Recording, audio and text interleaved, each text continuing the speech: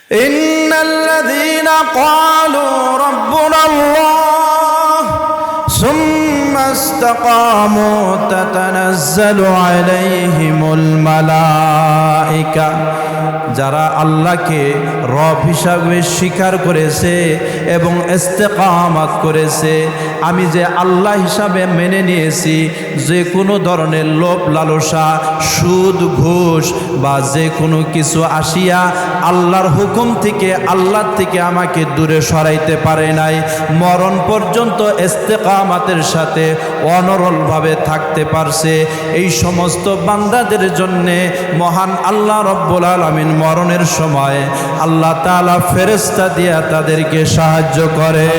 সামনে পবিত্র কোরআনুল কারীমের 114টি সূরার মধ্যে একটি সূরা সূরাতুল হাক্কা, প্রথম দিক দিয়ে 3টি আয়াত আপনাদের সামনে তেলাওয়াত করছি। বিশ্বনবী সাল্লাল্লাহু আলাইহি ওয়াসাল্লামের অসংখ্য হাদিস থেকে একটা এই জগতের জন্য সবচাইতে প্রয়োজনীয় বিখ্যাত একটি হাদিস আপনাদের সামনে তেলাওয়াত করছি। যদি আল্লাহ তাআলা তৌফিক দেয়, এখান থেকে দুই একটি তর্জমামূলক সামান্য কিছু কথা আল্লাহ তাআলা আমাদেরকে শোনার, বুঝবার, আমল করার তৌফিক দান করে। সবাই বলেন আমিন। ভাইরা আমার, দ্বীনি মাহফিল এটা হলো ওলামাদের মজলিস। ওলামাদের মজলিসের মধ্যে আসলে লাভ কি, ফজিলত কি? আল্লাহ রাব্বুল আলামিন বলেন, দুনিয়ার মধ্যে কোথায়ও তোমরা হেদায়েত পাবে না, হেদায়েতের মালিক একমাত্র আল্লাহ। তুমি অনেক টাকার মালিক হইতে পারো, ক্ষমতার অধিকারী হইতে পারো, বহুত কিছু তোমার থাকতে পারে, কিন্তু হেদায়েত তুমি বাজারে গিয়া কিনতে পারবা না। এটা কোনো কসমেটিকের দোকানে, কোনো বেগুনের দোকানে পাওয়া যাবে না, কোনো চাউলের দোকানে পাওয়া যাবে না। প্রত্যেকটা জিনিস থাকার একটা স্থান আছে না নাই? আপনি বাজারে যাবেন, বেগুনের দোকানে গেলে বেগুন পাবেন, চাউলের দোকানে গেলে চাউল পাবেন, কসমেটিকের দোকানে গেলে কসমেটিক পাবেন। কিন্তু হেদায়েত পাইতে হলে, হেদায়েত হলো মানুষের জন্যে সবচাইতে বড় যে মূল্যবান যে জিনিসটা, সবচাইতে বড় ধন সম্পদ হলো মানুষের জন্য হেদায়েত। সুবহানাল্লাহ বলেন। কথা ঠিক না বে ঠিক? আপনি বহু টাকার মালিক হইছেন, তামাম দুনিয়ার বাদশাহী পাইছেন, কিন্তু হেদায়েত পান নাই। আর একজন ঠেলাওয়ালা, রিক্সাওয়ালা, সে ব্যক্তি হেদায়েত পাইছে, এই ব্যক্তির সমতুল্য ওই তামাম দুনিয়ার বাদশাহ হইতে পারবে না। হেদায়েত এত মূল্যবান জিনিস ভাই, এটা কই থাকে, এটা কোথায় পাওয়া যায়? আজ বাংলাদেশের মধ্যে মানুষ যেন হেদায়েত না পায়, তার একটা ষড়যন্ত্র চলতেছে। আহারে ভাইরা আমার, খুব কষ্টের বিষয়। আল্লাহ রাব্বুল আলামিন বলেন, মানুষের জন্যে হেদায়েতের জন্য তোমাদের চেষ্টা করতে হবে, মেহনত করতে হবে। আল্লাহ কোরআনুল কারীমের মধ্যে বলছেন, ওয়াল্লাযীনা জাহাদু ফীনা লানাহদিয়ান্নাহুম সুবুলানা ওয়া ইন্নাল্লাহা লামাআল মুহসিনিন। তোমরা হেদায়েতের জন্য মুজাহাদা করো, চেষ্টা করো, আমি আল্লাহ তোমাদেরকে হেদায়েত দিয়ে দেব। সুবহানাল্লাহ। একদিন আল্লাহর নবী চাটাইয়ের উপরে শুয়ে রয়েছেন। নবীজি সাল্লাল্লাহু আলাইহি সাল্লামের শরীর মোবারক থেকে চাটাইয়ের দাগ দেখা যায়। আমিরুল মুমিনিন নবীর চাটাইয়ের দাগ দেখার সাথে সাথে নবীজির দিকে তাকাইয়া ওমরে ফারুক চোখের পানি আর রাখতে পারলেন না। হুজুর, আমরা কি পারি না আপনার জন্য নরম বিছানা করার জন্য? মহান আল্লাহ রাব্বুল আলামিন তামাম বিশ্বকে সাজাইছে আপনার জন্যে। আপনি হলেন বিশ্ব নবী রাহমাতুল লিল আলামিন। আপনার শরীরের মধ্যে চাটাইয়ের দাগ দেখা যায়, আমি কিভাবে সহ্য করতে পারি গো নবী? আল্লাহর নবীর সাহাবীরা তো নবীর জন্য পাগল পারা ছিলেন, নবীর জন্য যে কোনো মুহূর্তে জীবন দেওয়ার মতো তাদের এরকম প্রস্তুত সর্বদাই ছিল। যেরকম আল্লাহু আকবার। যদিও বর্তমানে আমাদের এখন নবীর মায়া নাই, কিন্তু সাহাবারা যে কোনো মুহূর্তে তারা নবীর জন্য জীবন দিতে পারে। এই জন্য আমিরুল মুমিনিন ওমর ফারুক এই অবস্থা দেখে চোখের পানি আর রাখতে পারেন না। আল্লাহর নবী বললেন, কুম ফিদ দুনিয়া কান্নাকা গরীবুন আও আবিরু সাবিল। অগমর, দুনিয়ার মধ্যে এমন ভাবে বসবাস করো যেন তুমি একজন মুসাফির। এটা থাকার জায়গা না, এখানে কেউ থাকতে পারবে না। মহান আল্লাহ রব্বুল আলামিন এই দুনিয়াটাকে একটা মশার সমতুল্য মূল্য দেয় নাই। আল্লাহ তাআলা যদি এই দুনিয়াকে সেই পরিমাণ মূল্য দিত, তাহলে দুনিয়ার কাফের বেঈমানদের এত বড় বড় বিল্ডিং থাকতো না, তারা এরকম টাকা পয়সার মালিক হইতো না, এত বোমবাস্টিকের মালিক হইতো না, তারা এক গ্লাস পানি খাওয়ার মতো সুযোগ পাইতো না। আমি আল্লাহ রব্বুল আলামিন এই দুনিয়ার কোনো মূল্য দেই নাই, কারণ এই দুনিয়া একদিন ধ্বংস হয়ে যাবে, এই দুনিয়ার কিচ্ছু থাকবে না। আল্লাহর নবী সাল্লাল্লাহু আলাইহি ওয়াসাল্লাম বললেন, ওগো ওমর, দুনিয়ার জিন্দেগিটা তুমি করো মুসাফিরের মতো জিন্দেগি করো। সুবহানাল্লাহ। আমিরুল মুমিনিন আরো শোনো, আল্লাহ রব্বুল আলামিন আমাকে অফার দিয়েছেন। আহা, দুনিয়ার মানুষ মনে করে মোল্লারা মনে হয় গরিব, নবী মনে হয় গরিব, নবীকে গরিব বলে। এক কাফের গালিও দিয়েছিল। আর দুনিয়ার মানুষ বলে নবী এবং নবীর দল বলে এরা গরিব। যেরকম নাউজুবিল্লাহ। আমার নবীর মতো ধনী পৃথিবীর মধ্যে আর কেউ নাই। সুবহানাল্লাহ বলেন। আল্লাহর নবীকে মহান আল্লাহ রব্বুল আলামিন অফার দিয়েছে, হে নবী, আপনি যদি চান তাহলে আমি মক্কার যত পাহাড় পর্বতগুলো আছে সব স্বর্ণরূপে বানিয়ে দিব। প্রিয় নবী বলেন, ইয়া রব্বুল আলামিন, আমি একবেলা খাবো আপনার শুকরিয়া আদায় করব, আর একবেলা খাবো না আপনার দরবারে কান্নাকাটি করব। আমি তো এটাই পছন্দ করি। কিন্তু আল্লাহর নবী একটা জিনিস তিনি দিনেও চায়, রাতেও চায়, 24টা ঘন্টা চায়, সর্বদা চায়। সেই জিনিসটা কি? সেটা হলো আল্লাহর নবী রাতে দিনে 24 ঘন্টায় ফরজ নামাজের পরেও নবীজি নফলের পাবন্দি করতেন, নফল পড়তেন। সারা রাত তিনি নামাজ আদায় করতেন। হাদিসের মধ্যে আসছে আল্লাহর নবী রাত্রভর নামাজ পড়তে পড়তে পা মুবারক কলা গাছের মতো ফুলে যাইত। বলেন, নামাজের মধ্যে একটা আয়াত আছে, প্রত্যেক নামাজের প্রতি রাকাতের মধ্যে সূরা ফাতিহা ছাড়া নামাজ হবে না। এই সূরা ফাতিহার মধ্যে কি আছে? ইহদিনাস সিরাতাল মুস্তাকিম।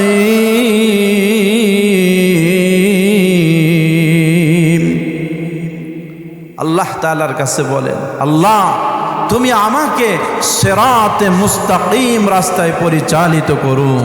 সুবহানাল্লাহ বলেন। কেন? নবীজি কি হেদায়েত পাইছেন না? আল্লাহ তো তাকে হেদায়েতের স্বরূপ বানিয়ে দিয়েছেন। তাম বিশ্ববাসীর জন্য নবীকে হেদায়েত স্বরূপ এই পৃথিবীতে প্রেরণ করেছে। মানুষ যখন আল্লাহর নবীর সুন্নতের ইত্তেবা করবে, নবীর আদর্শ মান্য করবে, সেই ব্যক্তিটা হেদায়েতে পাইয়া যাবে। যেরকম সুবহানাল্লাহ। নবী তো হেদায়েত নিয়ে আসছেন, তারপরেও কেন হেদায়েত চায়? আহারে ভাইয়েরা আমার, এই আয়াতের ভিতরে মুফাসসিরিন ইকরাম বলছেন এখানে মারিফত লুকানো আছে। কি মারিফত? একজন বান্দা যখন হেদায়েত পাওয়া যায়, বলেন আল্লাহর নবীরা তো হেদায়েত পাইছেন, সাহাবা আজমাইন তারাও হেদায়েত পাইছেন, বুজুর্গানে দিন আল্লাহওয়ালারা তারাও হেদায়েত পাইছেন। তাহলে হেদায়েত পাওয়ার পরে কেন আরো নামাজ পড়েন, আরো আল্লাহর ইবাদত করেন? হেদায়েত তো পাওয়াই হয়ে গেছে, তাহলে আর নামাজ কেন? এই আয়াতের মধ্যে মারিফত না লুকায়িত আছে। আল্লাহ রব্বুল আলামিন বলেন, বান্দা যখন হেদায়েত পাওয়া যায় তখন আরও যখন নামাজ পড়তে থাকে, আল্লাহর হুকুম মানতে থাকে, রসুলের তরিকা অনুপাতে চলতে থাকে, আল্লাহর বিধিবিধান যখন আরও মানতে থাকে, যখন আরও নামাজ পড়তে থাকে, তখন বান্দার সঙ্গে আল্লাহর সঙ্গে প্রেম ভালোবাসা মোহাব্বতের সাগরের ভিতরে ঢুকিয়া যায়। প্রেম, প্রেমিক দুইজনের মধ্যে যখন একদিন কথাবার্তা হইল প্রেমিকার সাথে যে তোমাকে আমার ভালো লাগছে, সেও বলল যে তোমাকে ভালো লাগছে, ঠিক আছে তাহলে তোমাকে আমি চাই, তুমি আমাকে চাও। এই কথা বলার পরে কি ক্ষান্ত থাকে না এরপর থেকে কথা স্টার্ট হয়? ঠিক কিনা? যুবক যুবতীর মধ্যে, যদিও এটা জায়েজ নাই, একটা উপমা দিচ্ছি, তো আল্লাহর সাথে যখন বান্দা হেদায়েত পাওয়া যায়, তারপরেও যখন সে আরও যখন এই নামাজ পড়তে থাকে, আল্লাহর জিকির করতে থাকে, আল্লাহকে ডাকতে থাকে, তখন ওই বান্দা একটা প্রেমের সাগরের মধ্যে সাঁতার কাটতে থাকে। জোরে কন্যা আল্লাহু আকবার। আহা, এই প্রেম, এই ভালোবাসা যে কেমন ভালোবাসা এটা বোঝানোর মতো না। এই মোহাব্বত শুরু হয়ে যায় বান্দা যত আল্লাহকে ডাকতে থাকে, আল্লাহর নামাজ যখন পড়তে থাকে, পড়তে পড়তে বান্দার মধ্যে আল্লাহর সাথে প্রেম ভালোবাসা শুরু হইতে লাগে। এই ভালোবাসা চলতে চলতে চলতে চলতে এক পর্যায়ে এসে এই প্রেমের সাগর তার শেষ হয় না, শেষ হয় না, লাস্ট মুহূর্তে তার মরণের মাধ্যমে, মরণ ছাড়া তার প্রেম ভালোবাসা শেষ হয় না। শেষ পর্যন্ত তার মরণ এসে যায়। তাহলে ভাই, দুনিয়ার মধ্যে সবচাইতে মূল্যবান জিনিসের নাম হেদায়েত। কথা কোন ঠিক না বে ঠিক? এই জন্য হেদায়েত ভাই কোথায় আছে? আল্লাহ তাআলা বলেন, ইয়া আইয়ুহাল্লাযীনা আমানুত্তাকুল্লাহ ওয়া কুনু মা'আস সাদিকিন। হে আল্লাহর বান্দারা, ইমানদারেরা, তোমরা আল্লাহকে ভয় করো, আল্লাহকে ডরাও, এবং যারা মুত্তাকি সাদিকিনদের অন্তর্ভুক্ত হইয়া যাও। তাহলে হেদায়েত পাওয়ার জন্য এখানে দুইটা, একটা হলো আল্লাহকে ভয় করা, দুই নাম্বার হইল এই সাদিকিন মুত্তাকি আল্লাহওয়ালাদের সাথী হইয়া যাও। আমাদের সাথী কে হবে? আমরা কাদেরকে বন্ধু বানাবো? বন্ধু বানাবো কাদেরকে? এই সম্পর্কে আল্লাহ কোরআনুল কারীমের মধ্যেই জানিয়ে দিয়েছে। কোরআনুল হাকিমের মধ্যে আল্লাহ তাআলা বলেন, ইন্নামা ওয়ালিয়ুকুমুল্লাহু ওয়া রাসূলুহু ওয়াল্লাযীনা আমানুল্লাযীনা ইউকিমুনাস সালাতা ওয়া ইউতুনাজ যাকাতা ওয়া হুম রাকিউন ওয়া মান ইয়াতাওয়াল্লাল্লাহা ওয়া রাসূলুহু ওয়াল্লাযীনা আমানু ফাইন্না হিজবাল্লাহি হুমুল গালিবুন। আল্লাহ তাআলা বলেন, তোমাদের বন্ধু হলো আল্লাহ এবং আল্লাহর রসুল, যারা নামাজি, যারা যাকাত প্রদান করে এবং যারা নম্র, তারা হলো তোমাদের বন্ধু, তারা হলো তোমাদের দোস্ত।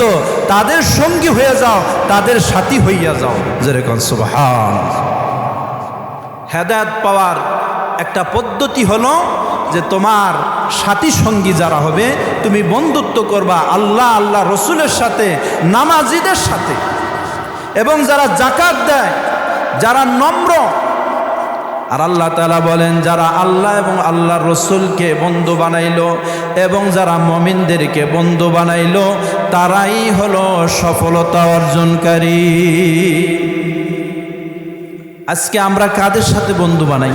নামাজটা পড়ে মসজিদের মধ্যে নামাজটা আদায় করার পর সাথে সাথে আমরা বাহিরে যাইয়া ওই চার হোটেলের মধ্যে যে নামাজ পড়ে নাই বেনামাজির সাথে একসাথে বৈশা গল্প করে আর চা খায়। এমন মুসলমান আছে না নাই? কেন বেনামাজির সাথে আপনি কেন বসবেন? আপনার সাথী সঙ্গীরা হবে যারা সাদিকিন, যারা আল্লাহওয়ালা, যারা নামাজি, তাদের সঙ্গী হবে। ওলামাদের সাথে থাকবেন, আলেম ওলামাদের সাথী হইয়া যাবেন, আলেমদেরকে মোহাব্বত করবেন, ইমাম সাহেবদের সাথে থাকবেন, আল্লাহওয়ালা বুজুর্গদের সাথে থাকবেন। কথা কন ঠিক না ঠিক? একটা দুঃখের বিষয় বলবো, আপনারা কষ্ট নিন না, কি জানি এখানে ওই শ্রেণীর মানুষ আছে কিনা, থাকলে থাকতে পারেন। গত কাল না পরশু দিন শুনলাম বাংলাদেশের মধ্যে 11 জন আলেমের বিরুদ্ধে মামলা করছে এই ভারতের সাতপন্থীরা। জোরে কর নাউজুবিল্লাহ। যাদের নামে করছে তারা কারা? যাদের নামে মামলা করলো তারা কারা? এই যে এখানে আপনাদের সামনে আসতেছেন আল্লামা নিয়ামতুল্লাহ ফরিদি দামাত বারাকাতুহুম, তিনি এই দেশের মধ্যে হাজার হাজার তার আলেম, তার ছাত্র আছে। আর হযরত নিয়ামতুল্লাহ ফরিদি তারও আবার ওস্তাদরা আছে না নাই? ভাইরা আমার, আলেমদের সাথে মোহাব্বত যদি আমরা না রাখতে পারি তাহলে আমরা হেদায়াত পাব না। আলেমদেরকে মোহাব্বত করব, আলেমদের সঙ্গে হইব, কারণ আলেমদের কাছে আসলে সাথে থাকলে এটা হেদায়াত পর একটা রাস্তা, একটা পথ। আজকে যাদের নামে মামলা করলেন, যাদের নামে এই বাংলাদেশের মধ্যে তারা কওমি দেওবন্দি আলেমদের নামে মামলা হয়েছে। আপনি কওমি দেওবন্দি আলেম কারা? আপনাদের পাশেই আল্লামা শামসুল হক ফরিদপুরি রহমতুল্লাহ আলাই, আল্লামা হাফিজ হুজুর রহমতুল্লাহ আলাই, আল্লামা পীরজি হুজুর রহমতুল্লাহ আলাই, আল্লামা আশরাফ আলী থানবী রহমতুল্লাহ আলাই, রশিদ আহমদ গঙ্গেহি রহমতুল্লাহ আলাই, হুসাইন আহমদ মাদানী রহমতুল্লাহ আলাই, কত নাম বলবো, আল্লামা কাসিম নানুতুবি রহমতুল্লাহ আলাই। তাদের গড়া, তাদের ওই দেওবন্দের এই নাতি পুতিগুলো হলো বাংলাদেশের সমস্ত কওমি আলেমরা। আজকে আপনি অবস্থান নিলেন কাদের বিরুদ্ধে?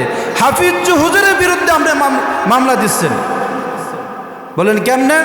যাদের নামে মামলা দিচ্ছেন তারা হাফিজ হুজুরের শাগরেদ। কথা কন না কেন? যাদের নামে মামলা দিচ্ছেন তারা হলো আশরাফ আলী থানবী রহমতুল্লাহ আলাইহির শাগরেদ। আপনি চেন বাই চেন লাগাইয়া দেখেন, একের পর এক লাগাইয়া দেখেন, তাদের এই উস্তাদের উস্তাদ, তার উস্তাদ, এইভাবে যাইতে যাইতে আল্লামা হুসাইন আহমদ মাদানী, হয়তোবা আল্লামা রশিদ আহমদ গঙ্গে, আল্লামা আশরাফ আলী থানবী, এইভাবে চেন ভাই তাদের উপরে চলে। আল্লাহ তাআলা যেন আমাদেরকে হেফাজত করে, সবাই বলেন আমিন। যে সমস্ত ভাইরা এই বিপদগামী রাস্তায় গেছে, আল্লাহ তাদেরকে হেদায়েত দান করুক, আল্লাহ তাদেরকে বোঝার তৌফিক দান করুক। বাংলাদেশের মধ্যে আমাদের দাওয়াতে তবলিগের মেহনত দীর্ঘদিন যাবৎ চলে আসতেছে। এই তবলিগের মেহনতের মাধ্যমে বহুত পথভ্রষ্ট মানুষরা তারা হেদায়েতের পথে আসছে এবং আসবেন। আল্লাহ তাআলা যেন আমাদের সবাইকে এই সরল সঠিক পথ সিরাতে মুস্তাকিম রাস্তায় মরণ পর্যন্ত আল্লাহ কবুল করে, বলেন আমিন। ভাইরা আমার, এই হেদায়েত সম্পর্কে আপনাদের সামনে 2-4টা কথা বললাম।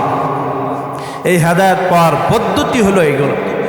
দিনী মজলিসগুলোর মধ্যে আলেমদের মোহাব্বতে থাকা, তবলিগের সাথে থাকা, কোরআনের সাথে থাকা এবং বুজুর্গানে দিনদের সাথে সম্পর্ক রাখা, এগুলো হলো হেদায়েত পাওয়ার মাধ্যম। আজকে যদি আপনি ওই বেনামাজি ফাসিক ফুজ্জারের সাথে যদি আপনি সময় কাটান, আপনি যদি নামাজি হয়ে থাকেন, আস্তে আস্তে আপনিও বেনামাজি হয়ে যাবেন। এই কাজটা আমাদের করতে হবে। আমাদের সন্তানাদি যারা আছে তাদেরকেও লক্ষ্য রাখতে হবে, আমাদের ভাই ভাতিজা তাদেরকেও লক্ষ্য রাখতে হবে, সে কার সাথে চলে, আমার সন্তানটা কার সাথে চলতেছে, কার সাথে বন্ধু বানাইলো। এই রকম দেখা দেখা সেই সন্তানদেরকে খেয়াল রাখতে হবে, তাদেরকে আলেমদের মজলিসে পাঠাইতে হবে, আলেম ওলামাদের সাথে পাঠাইতে হবে, তবলিগের সাথে রাখতে হবে। স্কুল কলেজ ইউনিভার্সিটিতে পড়ুক, ঘরের মধ্যে দিনই বই পুস্তক রাখতে হবে, ঘর থেকে টিভি সরাইতে হবে, ঘরের মধ্যে সন্তান মোবাইলটা কয়টা থেকে কয়টা পর্যন্ত দেখে এগুলো খেয়াল রাখতে হবে। কারণ আপনার সন্তান কিন্তু একদিন ওই হাসরের ময়দানে আপনার নামে অভিযোগ করে বসবে। আল্লাহ রাব্বুল আলামিনের কাছে বলবে, মালিক আমার আব্বা আম্মা আমাকে দিন শিক্ষা দেয় নাই, কোরআন শিক্ষা দেয় নাই, আমাকে নামাজি বানায় নাই। তারা বলবে, ক্বালু রব্বানা ইন্না সাআতানা ওয়া কুবারানা ফাআদাল্লুনা সাবিলা।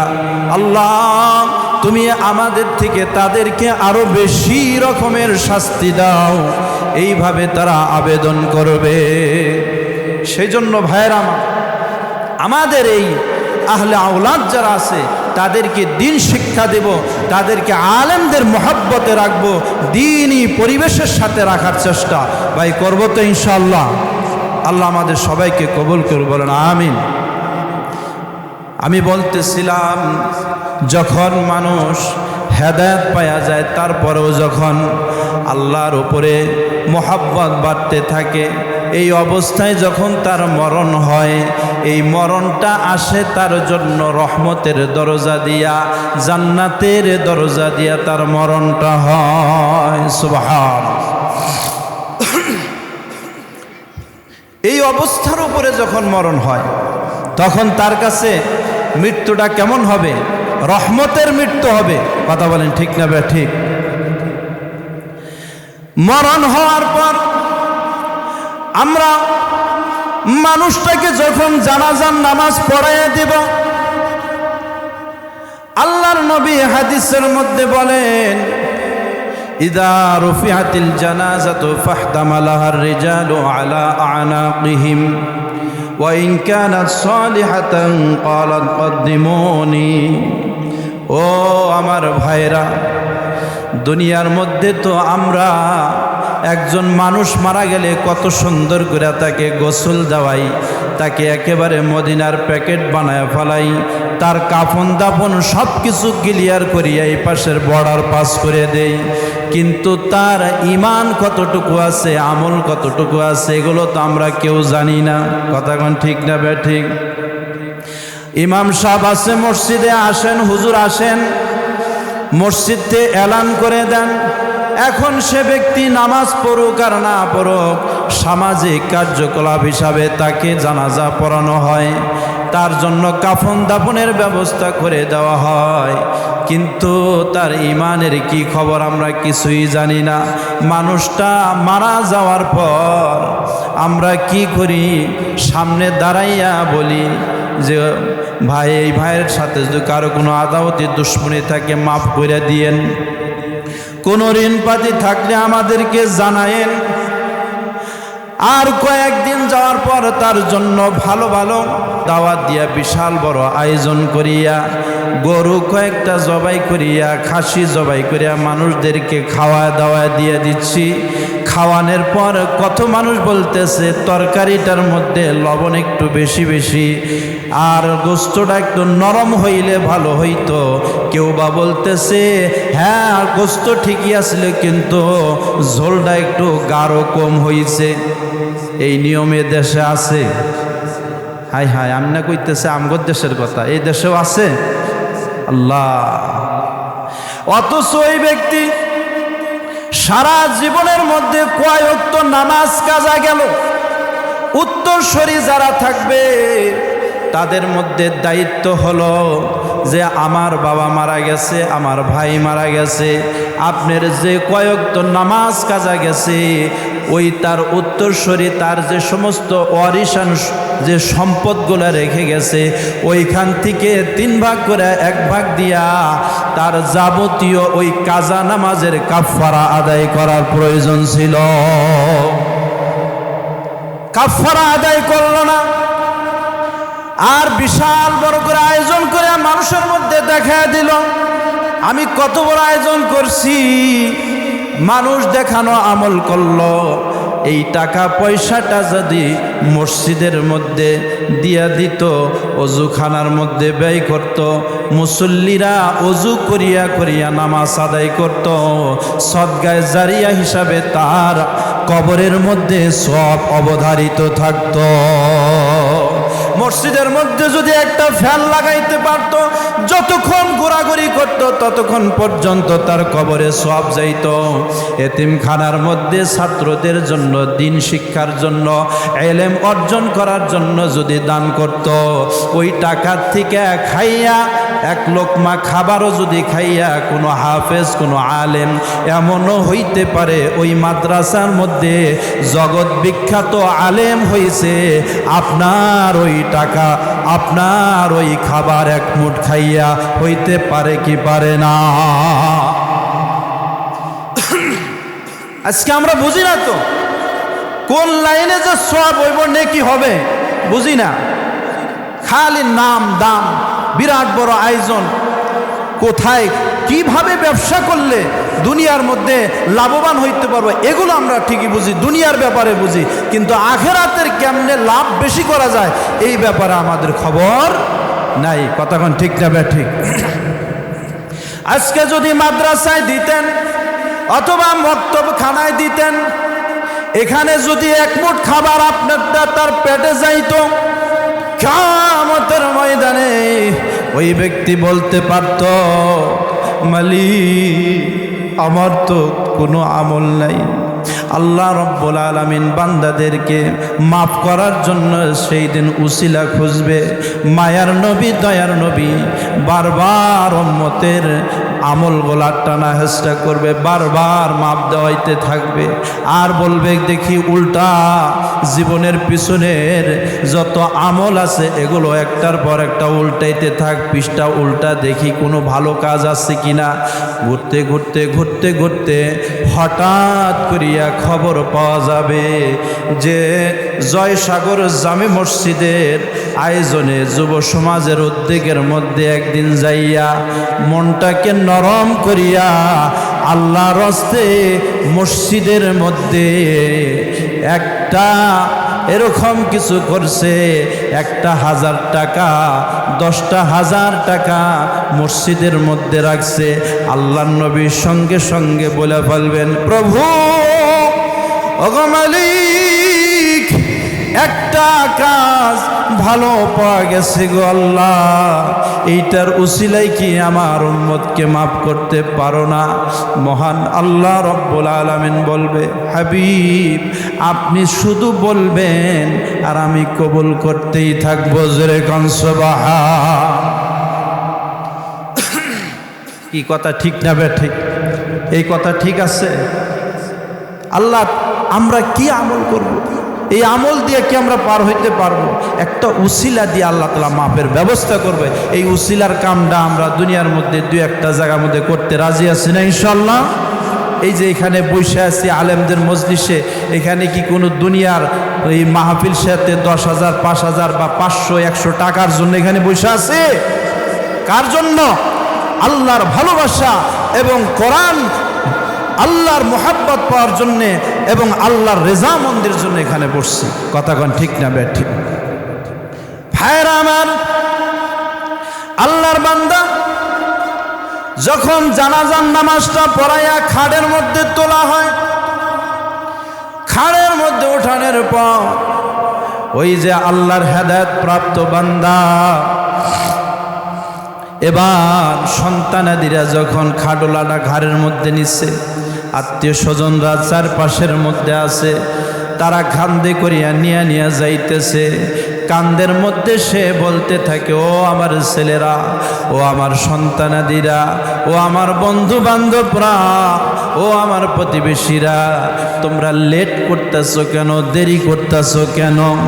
আমার জন্য তো দেরি সহ্য হইতেছে না, আমাকে তাড়াতাড়ি কবরস্থ করিয়া দাও। যেমনিভাবে একজন লোক বাংলাদেশ থেকে ইটালি, ফ্রান্স, জার্মান বা বিভিন্ন দেশের মধ্যে সে গিয়েছে, তার নিয়ত হইল বহুত টাকা পয়সা কামাই করে নিয়ে আসছে। ওখান থাকিয়া দেশের মধ্যে বহু টাকা পয়সা পাঠাইছে, এই টাকা দিয়া জায়গা জমি রাখছে, ঘরবাড়ি ইত্যাদি করছে, ইটালিয়ান বিভিন্ন টাইলস ফিটিং করিয়া, বাথরুম সহ ভালো ভালো গ্রোম টুম করিয়া সব এসি করিয়া ফেলেছে। এখন সে সন্তান বাড়িতে আসছে, সবাই মিলিয়া বিবাহর ব্যবস্থা করছে। বিবাহ হয়ে গেছে, এখন তার সামনে বাসর ফুলসজ্জা সাজানো হইল। এমন সময় তার ভিতরে কত আনন্দ, আর তার মনের মধ্যে আনন্দ যে আমি দীর্ঘদিন যাবত অনেক কষ্ট করিয়া আজকে আমার আশা পূরণের সময় এসে গেছে।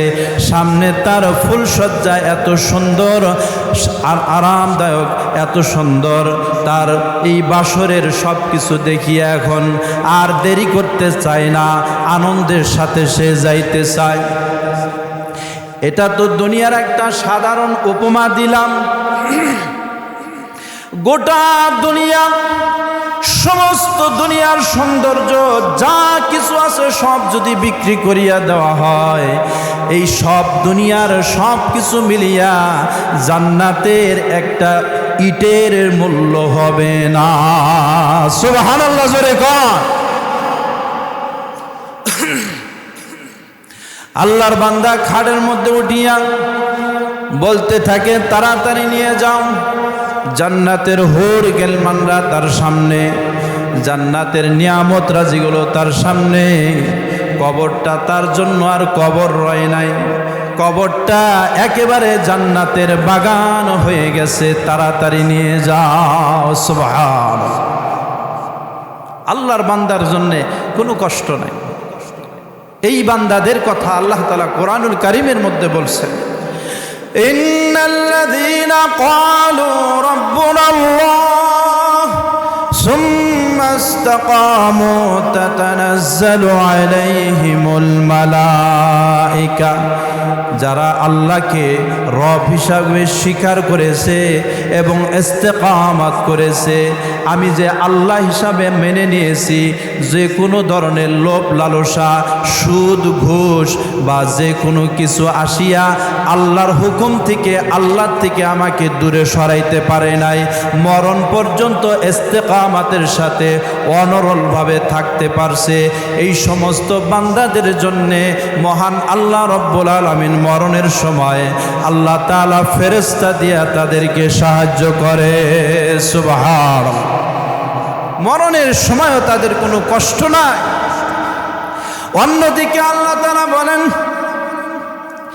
যাদের মৃত্যুটা হবে বদকার, দুনিয়ার জিন্দেগি মন চাই জিন্দেগি করছে, মনে যা চাইছে তাই করছে, সুদ খাইছে, মন চাইছে সুদ খাইছে, মনে যাহা চাই তাই চলছে, আখেরাত বিশ্বাস নাই, কবরের প্রতি বিশ্বাস নাই, কোনো রকমের কোনো বিশ্বাস নাই, দুনিয়াটা খাও দাও পরো, মন চায় যেমন ইচ্ছা তেমন করো, মরণের পরে কিচ্ছু নাই, এই রকম অবিশ্বাসের মধ্যে থাকিয়া জীবন যাপন করেছে, ওই সমস্ত বান্দাদের ব্যাপারে আল্লাহর নবী বলেন, ওয়া ইন কানাত গায়রা সালিহাতিন ক্বালাত কদ্দিমুনি লিআহলিহা ইয়া ওয়াইলাহা আইনা তাযহাবুনা বিহা ইয়াসমাউ সাওতাহা কুল্লা ইনসান।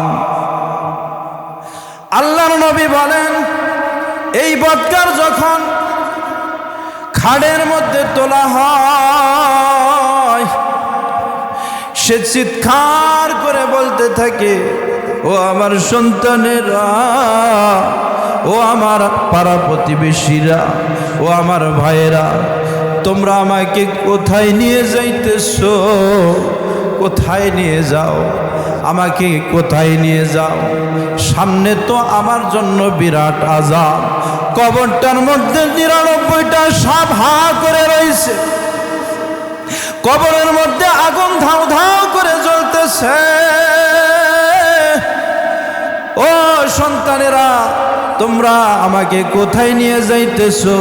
ওই কবরে কেন আমাকে নিয়ে যাইতেছো যেখানে আযাব এমন জোরে চিৎকার করতে থাকে? আল্লাহর নবী বলে, ওই চিৎকারের আওয়াজটা যদি দুনিয়ার মানুষরা শুনতো তাহলে কেউ এই লাশের কাছে যাইতো না।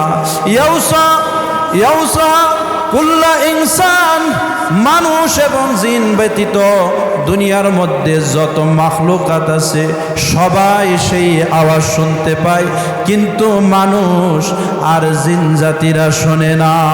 কারণ মানুষ এবং জিন জাতি তাদের জন্য বিচার আছে, তাদের জন্য ঈমান বিল গায়েব, ঈমান বিল গায়েব লাগবে। কারণ পরকালের আযাব দেখার পড়লে দেখা হয়ে গেলে কোনো কাজ হবে না। দুনিয়ার মধ্যে না দেখিয়া বিশ্বাস করার নাম হইল, আরো জোরে কন, ওই কিয়ামতের ময়দানে মানুষ আল্লাহর আযাব দেখতে পারবে। দেখার পরে বলবে, আল্লাহ এখন বিশ্বাস হয়েছে, আমাদেরকে দুনিয়ায় প্রেরণ করে দেন, আমরা আল্লাহওয়ালা হয়ে যাব।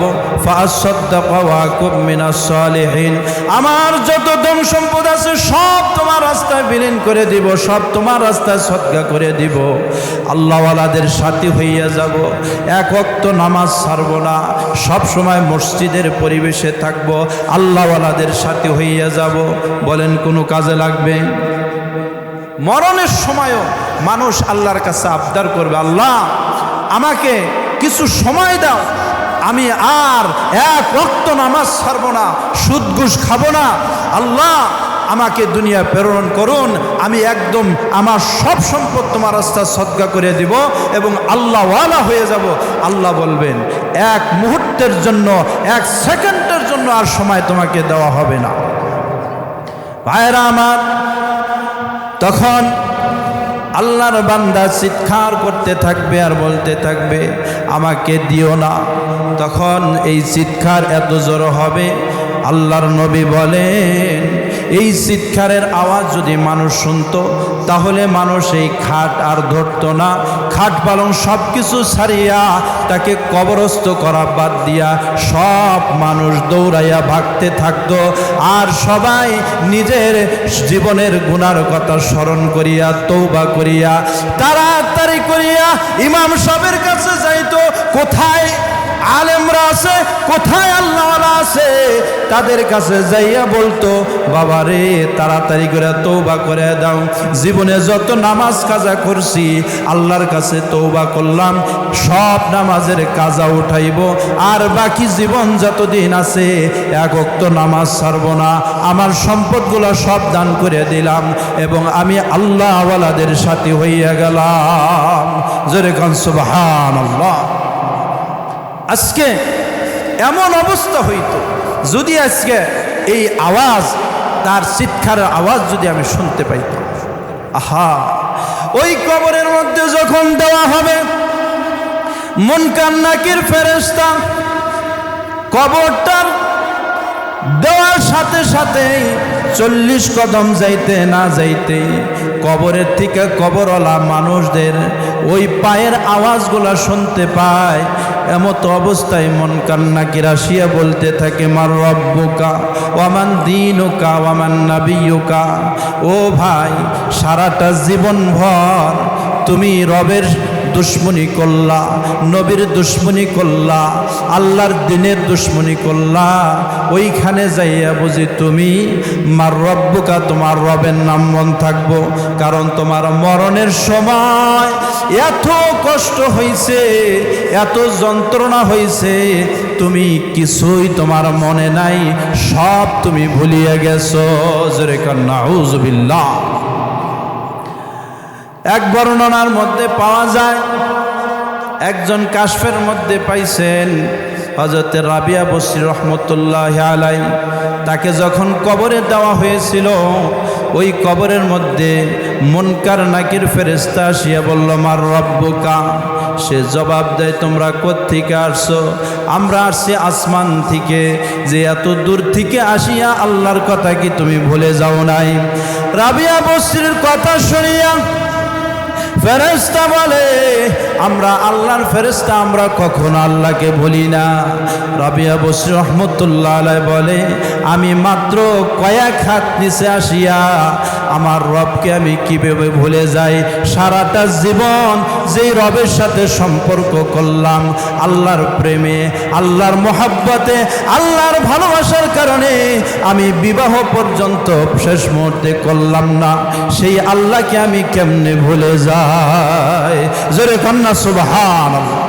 ও ভাইরা আমার, এইরকম একটা মায়া, এরকম একটা মোহাব্বত সবাই লাগানোর জন্য রাজি আছেননি? তাহলে আমাদের কি করতে হবে? বেশি বেশি করে আল্লাহর জিকির করতে হবে। কথা বলেন ঠিক না ঠিক? আল্লাহকে বেশি বেশি করে জিকির করেন, আল্লাহর নামের জিকির করবেন। এক হাদিসের মধ্যে আসছে, জিহাদে যাওয়ার থেকেও বেশি ফজিলত হইল জিকির। জোরে কন্যা সুবহানাল্লাহ। কারণ আপনি জিহাদে কেমনে যাইবেন? মানুষের অন্তরের মধ্যে যখন গুনাহ থাকে, গুনার কারণে অন্তরটা কালো দাগ হইয়া যায়, ওই অন্তরের মধ্যে কোনো রকমের আল্লাহর ভালোবাসা থাকে না। যেন ইবাদত বন্দেগী সব কিছু আল্লাহর কাছে কবুল হওয়ার জন্য নিয়াত সহি লাগবো, আর নিয়াত সহি করার জন্যে অন্তরকে পরিষ্কার করতে হবে। কথা বলেন ঠিক না ঠিক? এই জন্য বেশি থেকে বেশি জিকির করো। জিকিরের মাধ্যমে তোমার অন্তরকে পরিষ্কার করো, আর অন্তর যখন পরিষ্কার হইয়া যায়, আল্লাহর মারিফত, আল্লাহর ভালোবাসা তোমার দিলের মধ্যে জমা হইয়া যায়। জোরে কন্যা আল্লাহু আকবার। আল্লাহর ভালোবাসা যখন মানুষের অন্তরের মধ্যে হইয়া যায়, তখন ওই বান্দাটা আল্লাহর জন্য জীবন দিতে কোনো কণ্ঠাবোধ করে না।